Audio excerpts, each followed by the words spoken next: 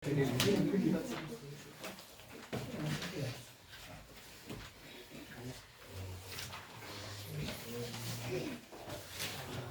আজ ত্রিমাত্রিক স্থানাঙ্ক জ্যামিতি 3D জিওমেট্রি নিয়ে আলোচনা করব।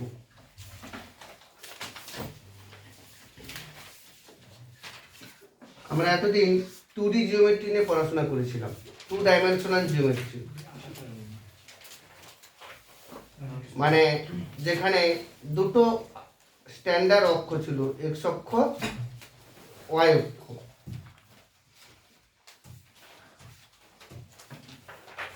এখন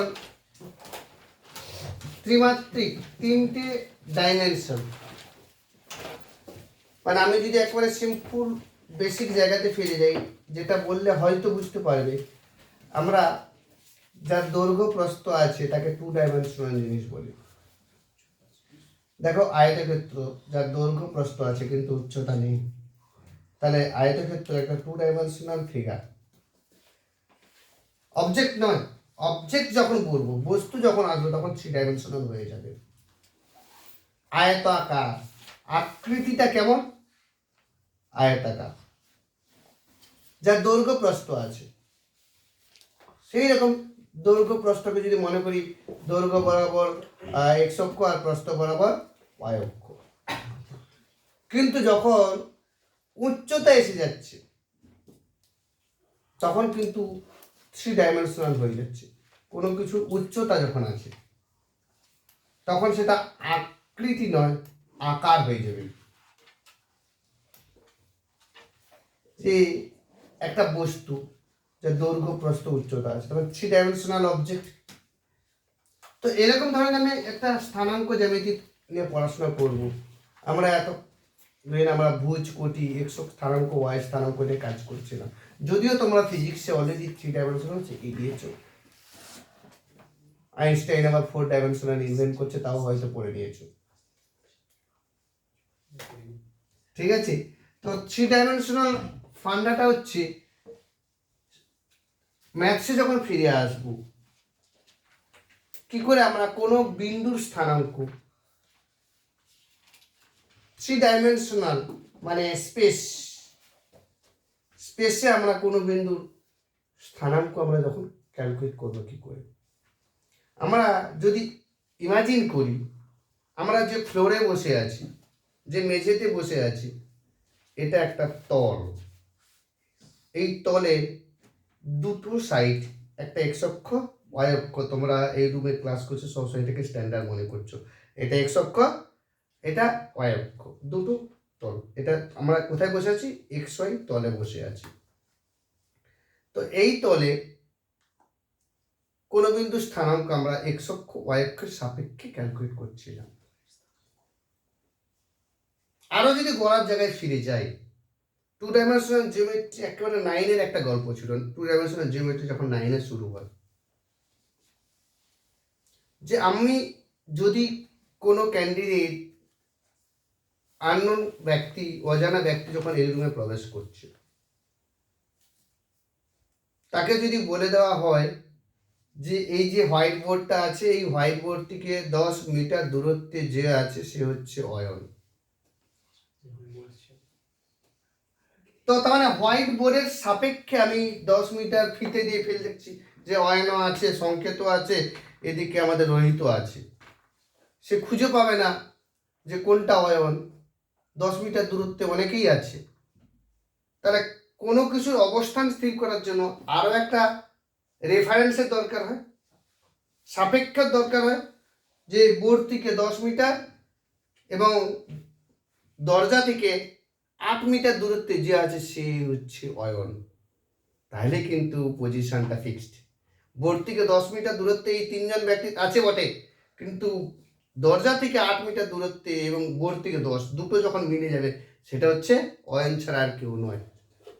তার কারণ এই যে বিন্দু, যে অবস্থানটা ক্যালকুলেট করছিলাম, যে তলে বসে আছে, এই তলটা একটা 2 ডাইমেনশনাল, এক্স অক্ষ, ওয়াই অক্ষ, মানে দুটো বস্তুর সাপেক্ষে 2 ডাইমেনশনাল কোনো বিন্দু স্থানাঙ্ক বা কোনো কিছুর অবস্থান নির্ণয় করা যায়। কিন্তু যখন 3 ডাইমেনশনালে চলে যাব, যদি উচ্চতা থাকে, তাহলে যদি বলা হয় যে বোর্ড থেকে 10 মিটার দূরত্বে এবং দরজা থেকে 8 মিটার দূরত্বে অয়ন যখন আছে, অয়নের মাথার উপরে যত বিন্দু আছে সব বিন্দুই কিন্তু এই বোর্ড থেকে 10 মিটার দূরত্ব আর দরজা থেকে 8 মিটার দূরত্বে আছে। সেই ট্রেনে সিটে দেখবে তুমি যে লোয়ার, মিডিল, আপার। ট্রেনের কথা ভাবো, যারা ট্রেনে রিজার্ভেশনে যাতায়াত করছে, যে মেন দরজা থেকে 5 মিটার দূরে এবং জানলা থেকে 2 মিটার দূরে ওই লোয়ার বার্থটাও আছে, মিডিল বার্থটাও আছে, আপার বার্থটাও আছে। তখন হাইটটা বলতে হবে, কারণ 3 ডাইমেনশনাল স্পেসে চলে যাচ্ছি আমরা। তখন আরো একটা রেফারেন্স দরকার হচ্ছে। তাহলে 3 ডাইমেনশনাল কোনো পয়েন্টে কোনো বিন্দুর অবস্থান স্থির করার জন্য তাহলে 3টে রেফারেন্স দরকার হয়। এবার যখন স্থানাঙ্ক অক্ষতে ফিরে আসবো, 2 ডাইমেনশনাল যখন কোনো এতদিন ধরে যে পড়াশোনা করেছি আমরা, 2 ডাইমেনশনাল অনেক কিছুই করেছি ক্লাস 9-এ, এখানে আমরা 11-এ করলাম কি সরলরেখা, বৃত্ত, অধিবৃত্ত, উপবৃত্ত, পরাবৃত্ত, 2 ডাইমেনশনাল নিয়ে কাজ করলাম, এক্স ওয়াই নিয়ে কাজ করলাম। কারণ ওই যে ফিগারগুলো, যে একটা সরলরেখা, একটা বৃত্ত, একটা অধিবৃত্ত, একটা উপবৃত্ত, পরাবৃত্ত, সবই কিন্তু 2 ডাইমেনশনাল ফিগার। এখন বৃত্ত না বলে যদি ফুটবল ভাবি, বোঝার চেষ্টা করো, বৃত্ত না বলে যদি ফুটবল ভাবি, গোলক, ইংরেজিতে বলা হয় স্ফেয়ার, তো সেটা কিন্তু 3 ডাইমেনশনাল অবজেক্ট। তাই গোলকের উপরে সমস্ত বিন্দুর অবস্থান ডিটেক্ট করার জন্য কিন্তু আমাকে 3 ডাইমেনশনাল স্পেসে যেতে হবে। নাহলে এক্স কমা ওয়াই যদি বলে ভুজ কমা কোটি ফরম্যাটে যদি করি, তাহলে গোলকের ফুটবলের উপরের বিন্দু স্থানাঙ্ক যা হবে তার নিচে ঠিক নিচের বিন্দুটা স্থানাঙ্ক একই হয়ে যাবে। উচ্চতাটা নেই বলছি না, তাহলে সেটা বৃত্ত হয়ে যাচ্ছে। বৃত্তরই 3 ডাইমেনশনাল কনসেপ্ট হচ্ছে গোলক। যদি আমরা মনে রাখি, যদি আমরা পরাবৃত্ত মানে পরবর্তীকালে পড়ব, যদি আমরা অধিবৃত্তর কথা ভাবি, অধিবৃত্ত তো একটা এরকম ধরনের আকার, তো অধিবৃত্ত করে এসেছি। তা 3 ডাইমেনশনাল একটা এক্সাম্পল অবজেক্টের উদাহরণ হচ্ছে তবলা। দেখি তবলা 3 ডাইমেনশনাল অবজেক্ট, ইংরেজিতে বলা হয় প্যারাবোলয়েড। ঠিক আছে, তো যাই হোক এরকম ধরনের অনেক কিছু জিনিসপত্র আসবো পরবর্তীকালে। কিন্তু আমি বলতে চাচ্ছি যে 3 ডাইমেনশনাল যখন কোনো জায়গাতে যাব, কোনো বিন্দুর অবস্থান, সেই ক্ষেত্রে এখন আমি ব্যাখ্যা করব কোনো বিন্দুর অবস্থান 3 ডাইমেনশনাল ক্ষেত্রে। একেবারে সিম্পল ভাষাতে যদি বলি, 2 ডাইমেনশনালে যা জানতাম 3 ডাইমেনশনালে এটুকুর কনসেপ্ট জন্মেছে যে এক্স কমা ওয়াই কমা বললে হবে, এনি কমা জেডও বলতে হবে with respect to Z Axis. এখন বোর্ডের ফিগার ড্র করা ভেরি ডিফিকাল্ট 3 ডাইমেনশনালের জিনিস, কারণ এই বোর্ডের তলটা 2 ডাইমেনশনাল। যারা আমরা চিত্রকার, যারা অনেকে চিত্রকার আছে, বোর্ডের 3 ডাইমেনশনাল জিনিসটা বুঝিয়ে সুন্দর করে তুলে, এটা কনসেপ্ট। তাহলে হাত দিয়ে দেখো, তাহলে ফিল করতে পারবে যে একটা 3 ডাইমেনশনাল? ফিল করতে পারবে না। একটা দিঘি তোমলার ছবি এঁকে দিবে এখানে, তাহলে তুমি হাত দিয়ে দেখো, তাহলে 3 ডাইমেনশনাল অবজেক্ট যদি হতো তাহলে হাত দিলে ফিল করতে পারতে, এখানে কোনো ফিল করতে পারবে না। ওটা কনসেপ্ট, ওটা একটা আর্ট। কিন্তু এটা একটা 2 ডাইমেনশনাল তল, সেখানে 3 ডাইমেনশনাল অবজেক্টের ফিগার ড্র করা ভেরি ডিফিকাল্ট। একটা রিয়েল জায়গাতে ফিরে এসি, যে এই বোর্ড, এই যে রুমটাতে আমরা আছি, যদি আমরা মনে করি যে যেটাকে স্ট্যান্ডার্ড ভাবছিলাম, এটা এক্স অক্ষ, এটা ওয়াই অক্ষ, এটা জেড অক্ষ, এটাকে যদি আমরা স্ট্যান্ডার্ড ভাবি, আবার ভাবা মুখস্থ রাখবে, এটা এক্স অক্ষ, এটা ওয়াই অক্ষ, এটা জেড অক্ষ। তাহলে এই বিন্দুটা কি হবে? মূল বিন্দু। এটা একটা মূল বিন্দু। তাহলে যদি এখানে ফিগার ড্র করি, এটা ভেরি ডিফিকাল্ট ফিগারটা কমপ্লিট করা। তো ধরে নিচ্ছি যে এটাকে যদি আমি এরকম ভাবে, যদি প্রথমে যেরকম ভাবছিলাম যেটা এক্স অক্ষ, এটা ওয়াই অক্ষ, আর এদিকটা জেড অক্ষ, মানে অ্যাকচুয়ালি কি বলতো, এইটা জেড অক্ষ, সেটা তো আমরা করতে পারছি না, সেটাকে যে শুইয়ে দিলাম, যেটাকে মনে করছে এটার উপর লম্ব। তাহলে তিনটে অক্ষ পরস্পর পরস্পর লম্ব, তিনটে অক্ষ পরস্পর পরস্পর লম্ব। কিন্তু এবারে যদি আমি 2 ডাইমেনশনাল যখন যেটা বলেছিলাম, এটা এক্স অক্ষ, এটা ঋণাত্মক এক্স অক্ষের পাঠ, তাই না? এটা ওয়াই অক্ষ, এটা ঋণাত্মক ওয়াই অক্ষ ছিল, তাই না? ওয়াই ও ওয়াই ড্যাশ। এইবারে যখন জেড অক্ষের কেসটা আসবে তখন আরো ডিফিকাল্ট হয়ে যাবে এখানে ফিগার ড্র করা। তার মানে এটা যদি মার্কার হয়ে থাকতো, যদি এটা আমি ইরেজ করে দিই, পরে তোমার ইরেজ করার দরকার নেই, এক্স অক্ষ ওয়াই অক্ষ ছিল, তাহলে এটা জেড অক্ষ, তাহলে বোর্ডের পেছনে ওই ওই পাশের রুমে চলে যাবে, যেটা আছে সেটা ঋণাত্মক জেড অক্ষ। এটা জেড অক্ষ, এর পেছনে যেটা আছে সেটা ঋণাত্মক জেড অক্ষ। এটা ইমাজিন করা ভেরি ডিফিকাল্ট। তো আমি যদি এটা মনে করি যে জেড জেড এর পেছনটা এইটা, তাও এটা ভুল কনসেপ্ট, তাও জিনিসটা ভুল কনসেপ্ট। মানে এটা দেখে কিছু ইমাজিন করতে পারবে না, কিছু জিনিস মনে করতে পারবে না। এবারে বাস্তব জায়গাতে ফিরে আসি। তাহলে এই দিকটা ধনাত্মক এক্স অক্ষ, এই দিকটা ধনাত্মক ওয়াই অক্ষ, এই দিকটা ধনাত্মক জেড অক্ষ।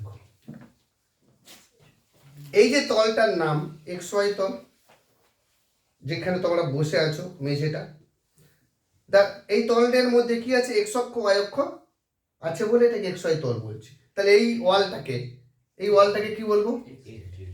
এটা এক্স অক্ষ, এটা ওয়াই অক্ষ, তাই এটা এক্স জেড তল। এই তলটাকে কি বলবো? ওয়াই অক্ষ আছে, জেড অক্ষ আছে, তাই জন্য ওয়াই জেড তল। এই তিনটে তল হচ্ছে আমাদের হচ্ছে মেন কনসেপ্ট। এবার আমি একটা বিন্দু, যখন আমরা ত্রিকোণমিতিতে করেছিলাম যে প্রথম পাত, দ্বিতীয় পাত, তৃতীয় পাত, তাহলে এখানে পাত মানে কি হবে? কতগুলো পাত হতে পারে? অ্যাকচুয়ালি সেটাকে বলা হয় অষ্টমাংশ। এখানে 2 ডাইমেনশনালের ক্ষেত্রে যেমন পাত ছিল কোয়াড্রেন্ট, এখানে অষ্টমাংশ অক্টেন্ট, অষ্টমাংশ। এবার কোন অষ্টমাংশে আছে, মানে 8টা অংশ হবে। ইমাজিন করো, এবার এখানে ফিরে এসো, এখানে আমি বোঝাতে পারবো না। তাহলে 8টা অংশ আছে না? কোন বিন্দু এই যে এখানটা আছে, তাহলে এক্স ওয়াই জেড অষ্টম অংশ, কারণ এক্স অক্ষ ধনাত্মক, এক্স অক্ষ ধনাত্মক, ওয়াই অক্ষ ধনাত্মক, জেড অক্ষ। তাহলে এই রুমের মধ্যে যত বিন্দু আছে সেই বিন্দু কোন অষ্টমাংশে আছে? এক্স ওয়াই জেড অষ্টমাংশে আছে। কোন অষ্টমাংশে আছে? এক্স ওয়াই জেড অষ্টমাংশ। তাহলে নম্বর 1।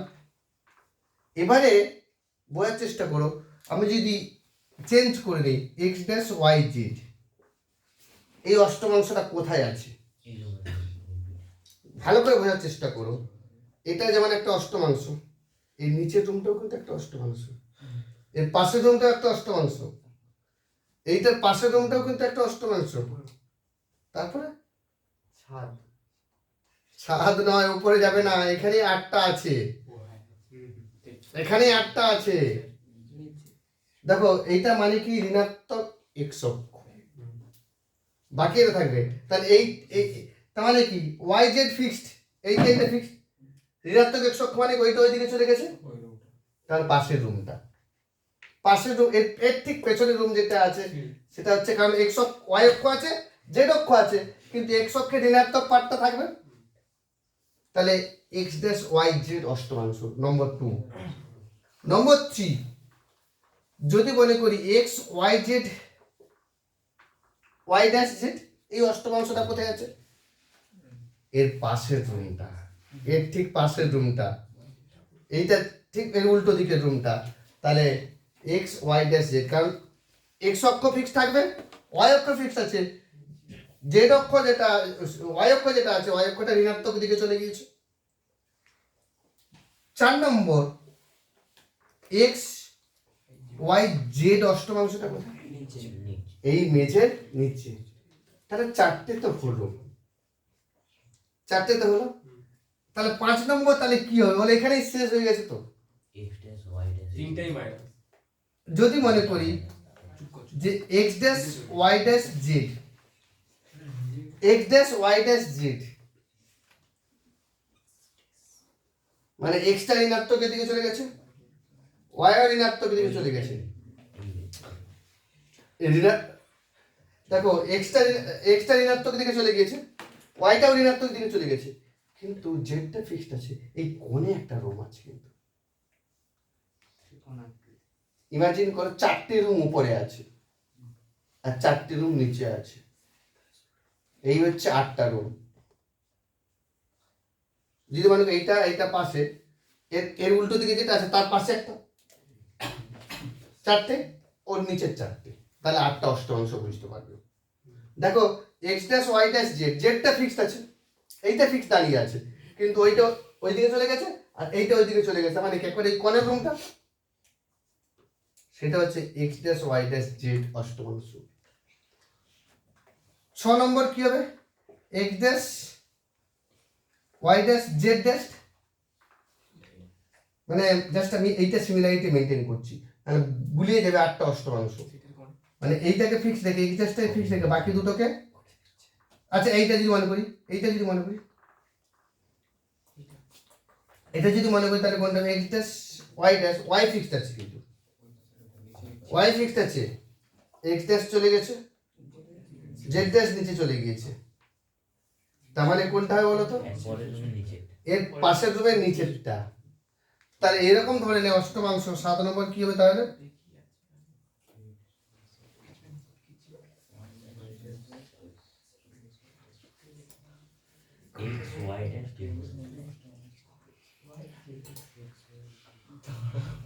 x y dash z dash, আর 8 নম্বরটা হবে x dash y dash z dash. এর হচ্ছে 8টা অষ্টমাংশ। এখন বিন্দু কোথায় আছে কি করে বুঝবো, তার একটা মনে রাখার ফান্ডা আছে। ড্যাশড হওয়া মানে ঋণাত্মক হবে, ড্যাশড হওয়া মানে ঋণাত্মক হবে। দেখো এই অষ্টমাংশ বিন্দুগুলোর কেমন আকৃতি হবে, প্লাস কমা প্লাস কমা প্লাস হবে। এই অষ্টমাংশ বিন্দুতে কি হবে, মাইনাস কমা প্লাস হবে। দেখো ড্যাশ আছে মানে ঋণাত্মক, এটা কি হবে তাহলে, প্লাস মাইনাস প্লাস। আশা করি বুঝতে পারছো, একটা বিন্দু দেখে বুঝতে পারবো কোন অষ্টমাংশে আছে, ড্যাশ দেখলেই মাইনাস হবে, আর উল্টোটা মাইনাস হলেই ড্যাশ হবে। তাহলে এখানে কোনো বিন্দু স্থানাঙ্ক কি হবে, প্লাস কমা মাইনাস। এখানে কোনো বিন্দু স্থানাঙ্ক কি হবে, মাইনাস কমা প্লাস। এখানে কি হবে, মাইনাস প্লাস মাইনাস। এখানে কি হবে, প্লাস মাইনাস মাইনাস। এখানে কি হবে, মাইনাস মাইনাস মাইনাস।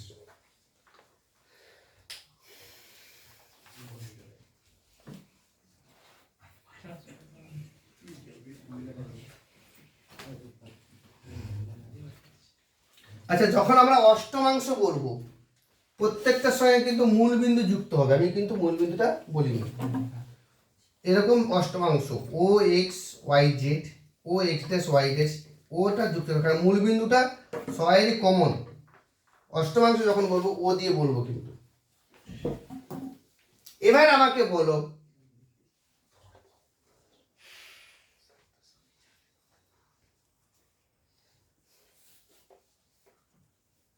-3 4 -7 এটা কোন অষ্টমাংশে আছে, হাত তুলবে। -3 4 -7 এটা কোন অষ্টমাংশে আছে, এই বিন্দুটা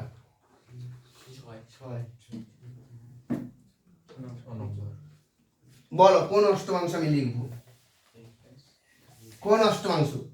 কি করে স্টাডি করব, মাইনাস আছে মানে x ড্যাশ, এটা প্লাস তাহলে y, এটা মাইনাস z, তার আগে ও দেবে z ড্যাশ। তাহলে এই অষ্টমাংশে এই বিন্দুটা আছে। তাহলে আশা করি বিন্দুটা দেখে বুঝতে পারবো কোন অষ্টমাংশতে আছে। আকাশ বলবে দাস মাইনাস 3 3 3, এটা কোন অষ্টমাংশে আছে? x ড্যাশ y আর z দু নম্বরটা মানে x ড্যাশ y এটা প্লাস আছে, তাই জন্য y, এখানেও প্লাস আছে z z, আর ওটা লিখতেই হবে। এই অষ্টমাংশে এই বিন্দুটা আছে। আশা করি এই সিম্পল ফান্ডটা ক্লিয়ার। কোন অষ্টমাংশে একটা বিন্দু আছে বা কোন বিন্দুটার ক্যারেক্টারটা কি হবে। নেক্সট যেটাতে আসবো, যেটা মেন অষ্টমাংশ এক্স ওয়াই জেড, ও এক্স ওয়াই জেড, সেই অষ্টমাংশে নিয়ে আমি ভাববো, যেটা 2 ডাইমেনশনাল জিওমেট্রিতে এক্স ওয়াই এক্স মানে প্রথম পার্ট ভাবি। তাহলে আমাদের এই রুমের ক্ষেত্রে ফিরে আসি। এই রুমের ক্ষেত্রে যখন আমরা আসবো,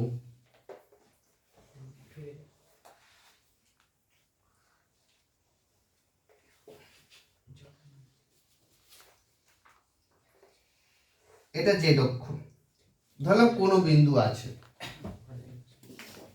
কোন একটা বিন্দু স্থানাঙ্ক, তাহলে নিশ্চিত 4 5 7 এরকম হবে, প্লাস প্লাস প্লাস প্লাস। এখন এটা মানেটা কি? এটা মানে এটাকে আমি ইরেজ করলেও বুঝতে পারবে। তাহলে এক্স অক্ষ, ওয়াই অক্ষ, এটা ও জেড, জেড অক্ষ। তাহলে বিন্দুটা অ্যাকচুয়ালি এখানে নেই, বিন্দুটা এরকম একটা জায়গায় আছে, স্পেসে আছে। তাহলে এইরকম জায়গাতে বিন্দুটা আছে। এখন 4 মানেটা কি? এক্স অক্ষ বরাবর কাউন্ট করেছি, ওয়াই অক্ষ বরাবর যেটা কাউন্ট করেছি সেটা 5, আর জেড অক্ষ বরাবর যেটা কাউন্ট করেছি সেটা 6। তাহলে এবারে ব্যাপারটা বাস্তব জায়গাতে ফিরে আসা যাক। মানে এক্স অক্ষ বরাবর 5টা ঘর যাব, 4টা ঘর, ওয়াই অক্ষ বরাবর 5টা ঘর গেছি। তারা যেখানে মিলিত হয়েছে সেটা এক্স ওয়াই তলে আছে। এক্স ওয়াই তলে যে বিন্দুটা আছে সেই বিন্দুটা স্থানাঙ্ক কত? 4,5 2 ডাইমেনশনাল। তার সেখান থেকে ধাপে ধাপে উপরে উঠে যাব, উপরে উঠে যাব। কত গুণ ধাপ উপরে উঠবো? 7 নম্বর ধাপে উঠবো। তাহলে বিন্দুটা এরকম একটা জায়গা আছে। তাহলে বিন্দুটা যেখানে আছে সেই বিন্দুটা এক্স অক্ষ থেকে কত দূরত্বে আছে ভালো করে ভেবে বলবে। এই বিন্দুটার স্থানাঙ্ক যদি 4,5,7 হয়, তাহলে এই বিন্দুটা এক্স অক্ষ থেকে কত দূরত্বে আছে ভালো করে এই জায়গাটার দিকে লক্ষ্য করো। আগে তোমরা নিজেরা ইমাজিন করো যে এক্স অক্ষ বরাবর কত ঘর গেছি? 4 ঘর গেছি। ওয়াই অক্ষ বরাবর কত ঘর গেছি? 5 ঘর গেছি। এখন এই বিন্দুটা এক্স অক্ষ থেকে দূরত্ব ভাবতে গেলে এই বিন্দুটা একবারে নিচে ফেলে দিই। এটা যদি একটা মার্বেল হয়, মার্বেলটাকে ফেলে দিলাম, যেখানে পড়বে এক্স ওয়াই তলের উপরে, সেই বিন্দুটা এক্স অক্ষ থেকে যা দূরত্বে আছে এটাও এক্স অক্ষ থেকে সেই দূরত্ব থাকবে। তাহলে আমরা এতদিন তো 2 ডাইমেনশনাল জিওমেট্রি করে আসছিলাম। 2 ডাইমেনশনাল যে জিওমেট্রি করেছিলাম, কোনো বিন্দুর এক্স অক্ষ থেকে দূরত্ব মানেই ওয়াই স্থানাঙ্কটা। তার মানে এই বিন্দুর এক্স অক্ষ থেকে দূরত্ব মানে কত? গুলিয়ে ফেলো না, এক্স অক্ষ থেকে দূরত্ব মানে 4 নয়, ওয়াই অক্ষ থেকে দূরত্ব মানে ভুজটা। তাহলে জেড অক্ষ থেকে দূরত্ব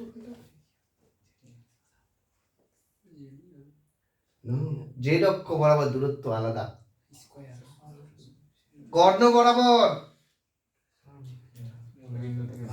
কর্ণ বরাবর না, তাই না? সেটা নয়, ওয়াই স্থানাঙ্ক নিয়ে নয়। মানে এই যে বিন্দুটা এখান থেকে দূরত্বটা, তাহলে এই যে বিন্দুটা নিচে ফেলে দিলে কি হয়ে যাচ্ছে? যে আয়তাকার চিত্র পাচ্ছি, আয়তাকার চিত্রের কর্ণ বরাবর। আমরা ওই জটিল কনসেপ্টে যাচ্ছি। চলো এখন যদি আমি সবই 3 ডাইমেনশনাল ব্যাপারটা ভাবি, 3 ডাইমেনশনাল যখন কোনো অঙ্ক করতে হবে তখন সবসময় মাথায় পুরো কনসেপ্ট ক্লিয়ার রাখতে হবে। দেখো এইটা দিয়ে স্থানাঙ্ক জ্যামিতি 11 এর বই শেষ হচ্ছে, আর 12 এর এখান থেকে শুরু হবে। তাহলে এই চ্যাপ্টার কনসেপ্ট ভালো করে না জানলে 12 কিছুই হবে না। 12 এ 2 ডাইমেনশনাল জিওমেট্রি নেই। 12 এ টোটালি যা আছে 3D। তাহলে 3Dর কনসেপ্ট দিয়ে 11 শেষ করছে, 12 কিন্তু 3Dর আর কনসেপ্ট নেই, একেবারে 3 ডাইমেনশনাল জায়গাতে চলে গেছে। 3 ডাইমেনশনাল সরলরেখা কেমন হবে? হ্যাঁ, এটা কোন ডাইমেনশনাল সরলরেখা? এই সরলরেখা আমরা পড়বো, মানে ইন স্পেসে একটা যে সরলরেখা আছে। তো আগে বেসিক জায়গাটা ক্লিয়ার হতে হবে। অ্যাকচুয়ালি 12 যখন যাব এটা ভেক্টর ফরম্যাটে পড়বো, একটা ভেক্টরের সমীকরণ I cap J cap K cap করেছো না? অ্যাকচুয়ালি ওইখানেই যে ভেক্টর তোমরা ফিজিক্সে পড়েছো, আই জে কে মানেই হচ্ছে আই মানে unit vector along X axis, যে মানে unit matrix along Y axis, আর একটা unit vector along Z axis. I j cap পড়েছো না? তো আমরা আরো ডিটেলসে 12 গিয়ে এই সকল জিনিস বলবো। তাহলে আমরা কোনো বিন্দু স্থানাঙ্ক 4,5,7 মানে এটা বুঝেছি। এখন এক্স অক্ষ মানে এক্স ওয়াই তল যেটা আমরা বলছি, এক্স ওয়াই তলের উপর কোনো বিন্দু 3 ডাইমেনশনাল স্থানাঙ্ক যদি বলি, তাহলে সেই স্থানাঙ্ক হবে 4,5,0। কারণ এক্স ওয়াই তলের উপর যত বিন্দু আছে তার উচ্চতা নেই, যেটা নিয়েই এতদিন কাজ করছিলাম। 2 ডাইমেনশনাল জিওমেট্রিতে আমরা যা কাজ করেছিলাম, এক্স স্থানাঙ্ক ওয়াই স্থানাঙ্ক করেছি। যদি 3 ডাইমেনশনাল কনসেপ্টে সেটাকে বলি, তাহলে বিন্দু স্থানাঙ্ক কি হবে? এক্স ওয়াই যেটা বলবো, কারণ ওর হাইটটা নেই, উচ্চতাটা নেই। তাহলে একটাকে যদি বলি এক্স ওয়াই তল বলি, এক্স ওয়াই তলের উপর কোনো বিন্দু স্থানাঙ্ক জেড ইকুয়াল টু 0, ওটাই হচ্ছে এক্স ওয়াই তলের সমীকরণ জেড ইকুয়াল টু 0। ওটাই হচ্ছে এক্স ওয়াই তলের সমীকরণ, যদিও ওটা ভাবার দরকার নেই, ছেড়ে দাও। তল নিয়ে পরে আসবো, তল নিয়ে 12 আসবো। এই তলটাকে কি বলবো? ওয়াই জেড তল, এক্স জেড তল। তাহলে এই তলের উপর কোনো বিন্দু স্থানাঙ্ক কি হবে? Y equal to 0। দেখো এক্স ওয়াই তলের উপর কোনো বিন্দু স্থানাঙ্ক কি হবে? এক্স ওয়াই 0, এরকম ফরম্যাটে। ওয়াই জেড তলের উপর কোনো বিন্দু স্থানাঙ্ক কি হবে? 0, ওয়াই জেড। এক্স অ্যাবসেন্ট মানে, আর এক্স জেড তলের উপর কোনো বিন্দু স্থানাঙ্ক এক্স 0, জেড। তাহলে তিনটে আমাদের এক্স ওয়াই তল, এটা এক্স জেড তল, এটা ওয়াই জেড তল। এখন তলের উপর বিন্দু তো হয়ে গেল, অক্ষের উপর বিন্দু, এক্স অক্ষের উপর কোনো বিন্দু স্থানাঙ্ক কি হবে? এক্স অক্ষের উপর কোনো বিন্দু স্থানাঙ্ক ভেবে বলো তো সোমেন। এক্স অক্ষের উপর কোনো বিন্দু স্থানাঙ্ক যদি এ বলি, ওয়াই অক্ষের উপর কোনো বিন্দু স্থানাঙ্ক যদি বি বলি, জেড অক্ষের উপর কোনো বিন্দু স্থানাঙ্ক যদি সি বলি, তাহলে জেড এক্স অক্ষের উপর কোনো বিন্দু স্থানাঙ্ক কি ফরম্যাটে ধরবো? x 0 0, good. x 0 ও আরো একটা 0 দিয়ে দিয়েছে, কারণ 2 ডাইমেনশনাল জিওমেট্রিতে তাই করেছি না। x অক্ষের উপর কোনো বিন্দু স্থানাঙ্ক x 0, y অক্ষের উপর কোনো বিন্দু স্থানাঙ্ক কি 0, y। এবার z মানে আরেকটা 0, তাহলে z অক্ষের উপর কোনো বিন্দু স্থানাঙ্ক কি হয়? 0, 0, z। তাহলে তিনটে স্থানাঙ্ক অক্ষ মানে অক্ষের উপরে কোনো বিন্দু স্থানাঙ্ক আমরা পেয়ে গেছি। এবারে আমি যে জায়গাটাতে আসবো, কোনো বিন্দু, দুটো বিন্দুর মধ্যে দূরত্ব 2 ডাইমেনশনালে যা করেছি এখানেও তাই করব। দুটো বিন্দু, একটা বিন্দু পি আর একটা বিন্দু কিউ। পি বিন্দু স্থানাঙ্ক x1 y1 z1, কিউ বিন্দু স্থানাঙ্ক x2 y2 z2। তাহলে 2 ডাইমেনশনালে কি করেছিলাম? পি কিউ দূরত্বটা কি করেছিলাম? √ওভার x1 minus x2 whole square, y1 minus y2 whole square. এখানে আরো একটা পার্ট এক্সট্রা অ্যাড হবে, z1 minus z2 whole square. একই জিনিস 2 ডাইমেনশনাল জানলে 3 ডাইমেনশনালে আমরা দুটো বিন্দুর মধ্যে দূরত্ব ক্যালকুলেট করতে পারবো।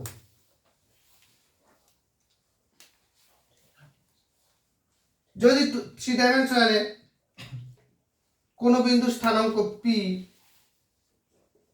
এক্স কমা ওয়াই কমা জেড যদি দেওয়া থাকে, তাহলে ওপির দূরত্বটা কি? তাহলে মূল বিন্দুটা কি হবে? 0,0,0 যদি এই ফর্মুলাতে বসিয়ে দেই, ওপির দূরত্বটা কি হবে? √x² plus y² plus z², কারণ x minus 0 whole square plus y minus 0 whole square plus z minus 0 whole square. তার মেইন ফর্মুলা এটা। টু ডাইমেনশনাল জিওমেট্রিতে প্রথম পাদের উপর কোনো বিন্দু বা কোনো বিন্দু যদি স্থানাঙ্ক x, y যদি হয়, তাহলে মূল বিন্দুর দূরত্বটা কি হচ্ছে? √x² প্লাস y² হতো, এখানে √x² plus y² plus z² হবে। টু ডাইমেনশনাল জিওমেট্রিতে সেকশন ফর্মুলা কি ছিল? দুটো বিন্দু আমি আবার লিখছি, PQ, x1 y1 z1, Q বিন্দু স্থানাঙ্ক x2 y2 z2, দুটো বিন্দু স্থানাঙ্ক, মাঝে একটা বিন্দু আর যাহা PQ কে m:n অনুপাতে অন্তর্বিভক্ত করে। 11 একেবারে প্রথম চ্যাপ্টারে করেছি, 9 করেছি। তো একটা বিন্দু যদি অন্তর্বিভক্ত করে m:n অনুপাতে, তাহলে আর বিন্দু স্থানাঙ্ক কি হতো টু ডাইমেনশনালে? mx2 plus nx1 divided by m plus n, my2 plus ny1 divided by m plus n, এখানে আর একটা পার্ট হবে z, mz2 plus nz1 by m plus n। আরে লেখো না, তবে তো প্র্যাকটিস হবে। তাহলে ইন্টারনালি ডিভাইড যদি করে, অন্তর্বিভক্ত যদি করে, তাহলে m:n অনুপাতে যদি অন্তর্বিভক্ত করে, তাহলে কোনো বিন্দুর স্থানাঙ্ক এটা হবে।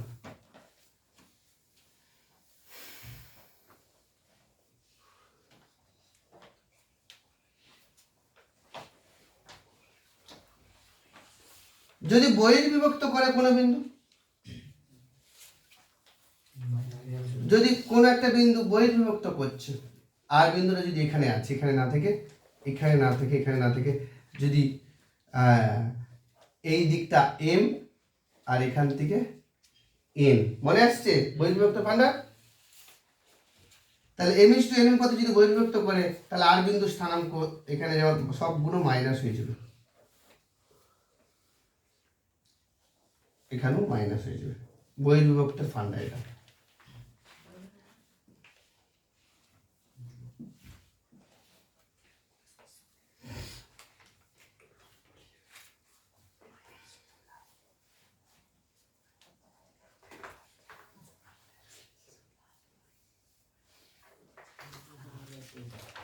কোনো একটা ট্রায়াঙ্গেল ত্রিভুজ,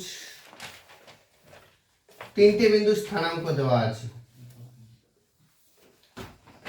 x1 y1 z1, একটা x2 y2 z2, সে বিন্দু স্থানাঙ্ক x3 y3 z3 যদি হয়, তাহলে এর ভর কেন্দ্র স্থানাঙ্ক হবে। টু ডাইমেনশনালি কি ছিল?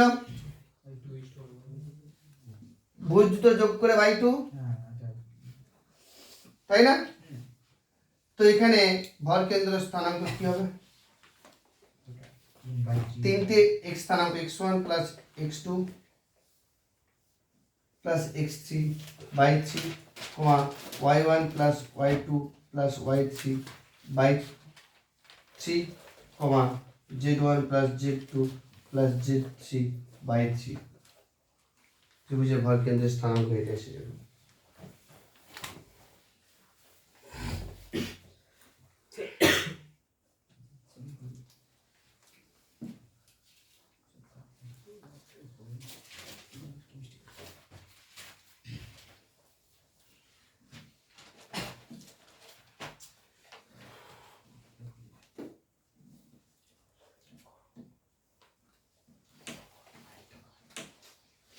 বাকি প্রবলেমের ক্ষেত্রে একই জিনিস।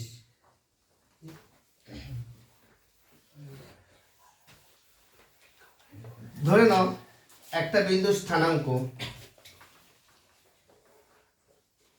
PQ, দুটো বিন্দু স্থানাঙ্ক 2, 3, -5, কিউ বিন্দু স্থানাঙ্ক 0, 1, -1, মাঝে একটা বিন্দু আর আছে যাহা PQ কে 1:2 অনুপাতে অন্তর্বিভক্ত করছে। আর বিন্দু স্থানাঙ্ক বের করো। আর বিন্দু PQ কে 1:2 অনুপাতে অন্তর্বিভক্ত করছে। তাহলে আর বিন্দু স্থানাঙ্ক ক্যালকুলেট করো।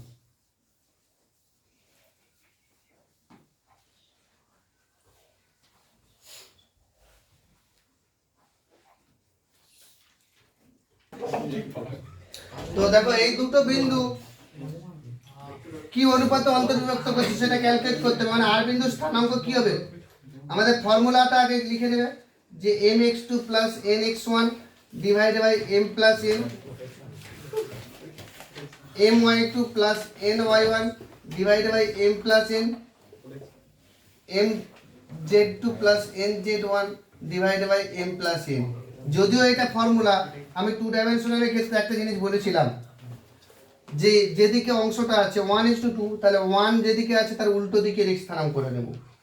তাহলে 1 × 0 plus 2 × 2 by 1 plus 2, comma 1 × 1 plus 2 × 3 divided by 1 plus 2, আর 1 ×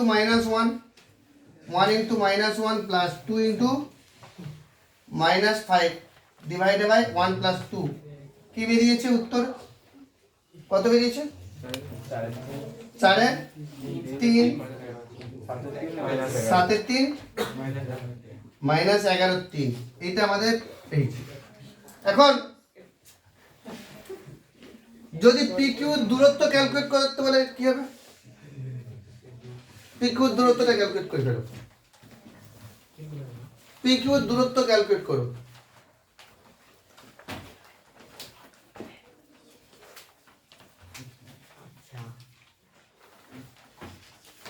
PQ দূরত্ব যখন ক্যালকুলেট করব, ফর্মুলা কি? দূরত্ব ফর্মুলা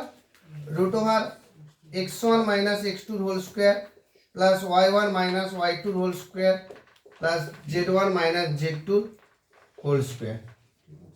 তখন ultimately 2 - 0 whole square √2 - 0 whole square plus 3 - 1 এর হোল স্কয়ার প্লাস -5 প্লাস 1 এর হোল স্কয়ার।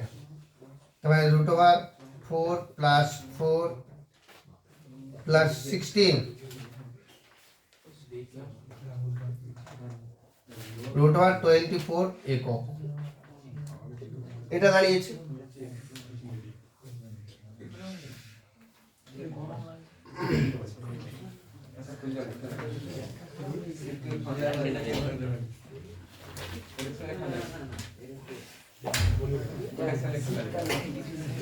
চলো আজকে আপাতত এখানে শেষ করি, পরের দিন আমরা বইয়ের অঙ্কতে ফিরে আসবো।